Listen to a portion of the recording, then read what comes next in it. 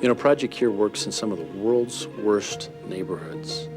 If you can imagine going into a hospital where the doctor doesn't have suture, so he can't perform surgery, where the nurses come out of the operating room and they have to rewash and scrub their gloves because they don't have clean gloves, where there's moms having babies on plywood tables. Those are the kind of situations that Project Cure faces. That's the need and that's the challenge that we're here to meet. It was in 1987 that my dad came across his first third world health clinic, and it was a scene that really just tore his heart out and made him sad. It made him want to come back to Colorado and do something to change what he saw. That's how Project Cure got started, was in my dad's garage in Evergreen, Colorado in 1987.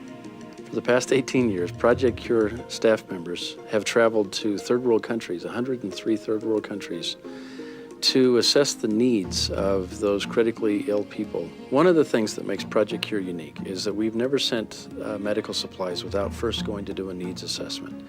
What that means is that for the past 18 years, somebody from Project Cure has traveled to third world countries to assess the needs at the local level. We talk with the doctors, we meet the nurses, we walk the hallways of the hospitals, we take lots of pictures, we take lots of notes, and it's that needs assessment at the beginning that really formulates our entire game plan for the rest of our work within that country.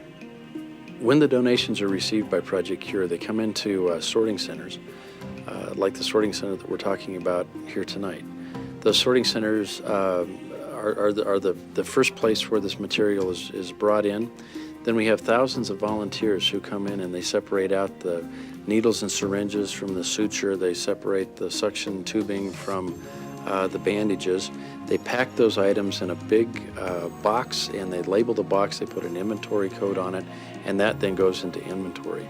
From there, all of those supplies are rejoined with the pieces of equipment. We have biomed technicians who test every bit of equipment. All of that comes together at a big warehouse. In Denver, that warehouse is 100,000 square foot. And those items are selected from the inventory and put onto these 40-foot cargo containers, the size of a semi-truck trailer. All of those items then are put on the cargo container and shipped overseas to the recipient hospital.